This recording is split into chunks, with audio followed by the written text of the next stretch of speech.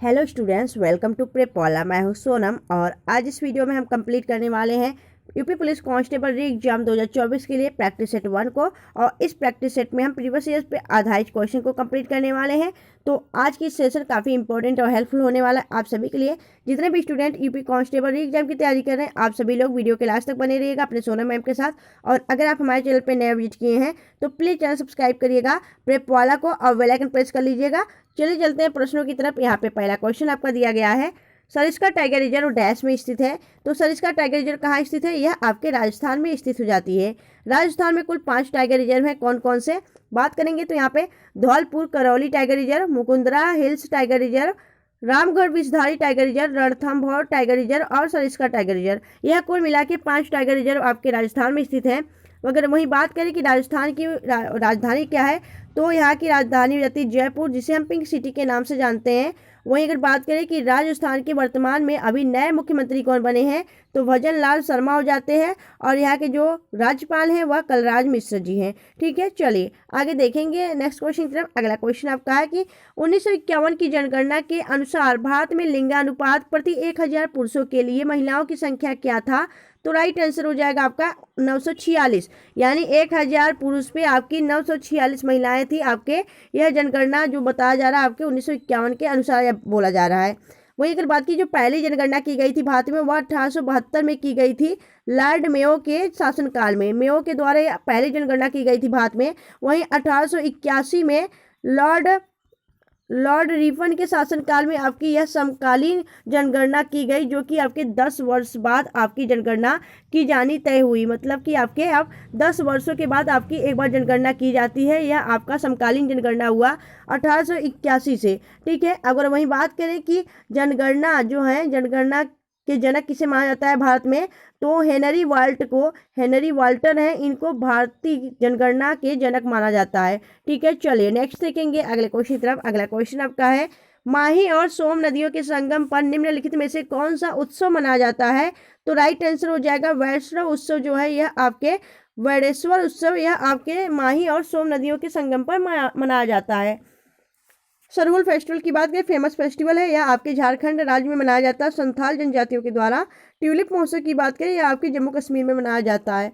Next देखेंगे अगला question आपका है, दालों के वैश्विक उत्पादन में भारत डैश स्थान है? तो याद रखिएगा, जो दाल होती हैं, जो पल्स होते हैं, जो दाल आप खाते हैं, उसमें आपके वैश्विक उत्पादन में भारत का स्थान पूछा जा रहा है। तो यहाँ पे आपका पहले स्थान पर हो जाएगा भारत। अगर बात के भारत में भी कौन सा राज्य सबसे ज़्यादा उत्पादित करता है, तो एमपी में सबसे ज़्यादा आपके उत्पादित दाल होते हैं। याद रखिएगा, दाल के मामले पे आपके वैश्विक उत्पादन में भारत टॉप पे है। दूध उत्पादन में भी भारत टॉप पे है। वहीं तंबाकू उत्पादन की बात करें तो इसमें आपके दूसरे नंबर पे भारत है। ठीक है, ये सभी आपके जो भारत है, भारत किस उत्पादन में टॉप पे है, इस सभी को आपको याद रखना है। चलिए नेक्स्ट देखेंगे अगला क्वेश्चन आपका है, निम्नलिखित में से किस भारतीय राज्य को 5 नदियों की भूमि कहा जाता है? तो यह राइट आंसर हो जाएगा आपका पंजाब। पंजाब यानी 5 नदियों का जन्म भूमि कहा जाता है आपके पंजाब को। और पंजाब में आपकी 5 नदियां कौन कौन सी बहती हैं, तो जिसे हम पंचनद नदियां भी कहते हैं।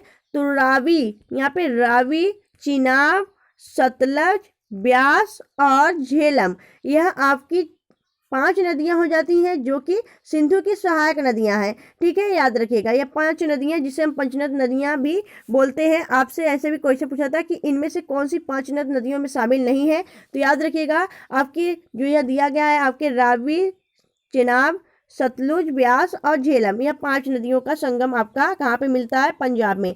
नेक्स्ट देखेंगे अगले क्वेश्चन की तरफ। अगला क्वेश्चन आपका है कि राष्ट्रीय टीकाकरण दिवस कब मनाया जाता है? तो राष्ट्रीय टीकाकरण दिवस आपके 16 मार्च को मनाया जाता है। ये मिशन इंद्रधनुष के तहत 16 मार्च इज द राइट आंसर। वहीं अगर बात की 24 मार्च की, तो 24 मार्च को आपका विश्व टीबी दिवस मनाया जाता है, यानी कि आपका क्षय रोग दिवस मनाया जाता है 24 मार्च को। चलिए नेक्स्ट देखेंगे अगले क्वेश्चन की तरफ। अगला क्वेश्चन आपका है कि निम्नलिखित में से किस दर्रे के पास ब्रह्मपुत्र नदी भारत में प्रवेश करती है? तो याद रखिएगा, यांगयाप दर्रा, जो कि आपके अरुणाचल प्रदेश में पड़ता है, यहाँ से भारत आपके जो ब्रह्मपुत्र नदी है वह भारत में इंटर करती है। याद रखिएगा, और यहाँ पे जो आपका यह यांगयाप दर्रा है, अरुणाचल प्रदेश में ब्रह्मपुत्र नदी को क्या कहा जाता है? तो दिहांग कहा जाता है। असम में इसे ब्रह्मपुत्र कहा जाता है और बांग्लादेश में इसे आपका जमुना कहा जाता है। ठीक है, चलिए आगे देखेंगे नेक्स्ट क्वेश्चन तरफ। अगला क्वेश्चन आपका है कि निम्नलिखित में से किस राज्य में एलिफेंट जलप्रपात स्थित है। तो एलिफेंट जलप्रपात कहाँ स्थित है, तो यह आपके मेघालय राज्य में स्थित हो जाता है। Meghalaya is the right answer. Meghalaya की बात करें तो मेघालय की राजधानी शिलांग हो जाती है और कॉनराड संगमा यहाँ के मुख्यमंत्री हो जाते हैं और गवर्नर हो जाते हैं फागू चौहान। मेघालय की बात करें, मेघालय में आपका 100 ड्रम फेस्टिवल आपका आयोजित किया जाता है, जिसे हम वांगला महोत्सव भी कहते हैं, याद रखिएगा। चलिए आगे देखेंगे नेक्स्ट क्वेश्चन तरफ। अगला क्वेश्चन आपका है विश्व प्रसिद्ध हैरी पॉटर श्रृंखला के लेखक डैश है। तो हैरी पॉटर श्रृंखला के लेखक हो जाते हैं कौन, तो राइट आंसर हो जाएगा आपका, ठीक है, कौन हो जाएगा। तो यहाँ पे अगर बात करें तो हैरी पॉटर जो श्रृंखला है ना, इसके लेखक की बात करें तो यह हो जाते हैं आपके J K Rowling. J K Rowling is the right answer, option A. चलिए नेक्स्ट देखेंगे अगले क्वेश्चन तरफ। अगला क्वेश्चन आपका है कि समुद्रगुप्त का दरबारी कवि कौन था। तो समुद्रगुप्त जो जिसे हम भारत का नेपोलियन कहते हैं और यह बीड़ा बजाया करता था, इसका जो दरबारी कवि था वह हरिसेन था। Harisena is the right answer. Next देखेंगे अगला क्वेश्चन आपका है कि प्लासी के युद्ध के बाद डैश को बंगाल का नवाब बनाया गया था। तो प्लासी का युद्ध के बाद आपका मीर जाफर को आपका बंगाल का नवाब बनाया गया था। तो Mir Jafar is the right answer. चलिए मीर जाफर हो जाएगा आपका राइट आंसर। आगे देखेंगे अगला क्वेश्चन आपका है मैजिनॉट रेखा किस देश के बीच स्थित है। तो मैजिनॉट रेखा जो है यह फ्रांस और जर्मनी के बीच स्थित है, आपका राइट आंसर हो जाएगा। वहीं संयुक्त राज्य अमेरिका और कनाडा के बीच आपकी 24वीं समांतर रेखा स्थित है। ठीक है, चलिए नेक्स्ट देखेंगे। अगला क्वेश्चन आपका दिया गया है कि Christ the Redeemer Pratima dash देश में स्थित है। तो यह ब्राजील के रियो में स्थित हो जाती है। ब्राजील में क्राइस्ट द रिडीमर जो प्रतिमा है यह ईसा मसीह की प्रतिमा हो जाती है, यह आपने याद रखना है। चलिए आगे देखेंगे नेक्स्ट क्वेश्चन तरफ। अगला क्वेश्चन आपका है कि जब भारत स्वतंत्र हुआ उस समय भारतीय राष्ट्रीय कांग्रेस के अध्यक्ष कौन थे। तो भारतीय राष्ट्रीय कांग्रेस के अध्यक्ष थे आपके कौन, तो राइट आंसर हो जाएगा आपका, यह थे पुरुषोत्तम दास टंडन। पुरुषोत्तम नहीं, यहाँ पे जेबी कृपलानी थे। जब यहाँ पे आपसे पूछा जा रहा है कि जब भारत आपका स्वतंत्र हुआ उस समय जो भारतीय राष्ट्रीय कांग्रेस के अध्यक्ष थे वह थे J B Kripalani. J B Kripalani is the right answer. Next देखेंगे अगला क्वेश्चन आपका है कि निम्नलिखित में से कौन से कार्यकलाप किसी अर्थव्यवस्था के द्वितीय क्षेत्र से संबंधित हो जाता है। यह कृषि उपकरण निर्माण इज द राइट आंसर। यह किसी भी अर्थव्यवस्था का यह द्वितीय क्षेत्र से संबंधित कृषि उपकरण निर्माण होता है, याद रखिएगा। चलिए नेक्स्ट देखेंगे अगले क्वेश्चन तरफ। अगला क्वेश्चन आपका है सूरकोटदा पुरातात्विक स्थल किस राज्य में स्थित है। तो राइट आंसर हो जाएगा यह गुजरात में स्थित है। गुजरात में आपका धौलावीरा भी स्थित है और लोथल भी स्थित आपके गुजरात में ही है। तो Gujarat is the right answer. यह सभी आपके पुरातात्विक स्थल गुजरात में स्थित है। नेक्स्ट देखेंगे अगला क्वेश्चन आपका है कि निम्नलिखित में से कौन सा युग्म मराठों के कराधान प्रणाली से संबंधित है। तो राइट आंसर हो जाएगा आपका ऑप्शन सी चौथा और सरदेशमुख। चौथा और सरदेशमुख जो है मुखी, यह आपके युग्म जो है आपका मराठा जो थे, मराठा साम्राज्य, उनकी कराधान प्रणाली से संबंधित थी। चलिए आगे देखेंगे अगला क्वेश्चन आपका है पारंपरिक नृत्य शैली में भवई और कालबेलिया की उत्पत्ति किस भारतीय राज्य से हुई है। राइट आंसर हो जाएगा यह राजस्थान के आपके नृत्य हो जाते हैं भवई और कालबेलिया। कालबेलिया को 2010 में इसे यूनेस्को की अमूर्त सूची में भी शामिल किया गया था, याद रखिएगा। अब अगर बात करें तो कालबेलिया जो आपका समुदाय है उसके द्वारा यह कालबेलिया नृत्य किया जाता है राजस्थान में। तो Rajasthan is the right answer. Next देखेंगे अगला क्वेश्चन आपका है प्रथम आंग्ला मराठा युद्ध कौन सी संधि द्वारा समाप्त हुआ था। तो याद रखिएगा यह आपकी सलबाई की संधि के द्वारा प्रथम आंग्ला मराठा युद्ध आपका यह समाप्त कर दिया गया था। नेक्स्ट देखेंगे अगला क्वेश्चन आपका है केप ऑफ गुड होप के रास्ते भारत तक के समुद्री रास्ते की खोज किसने की थी।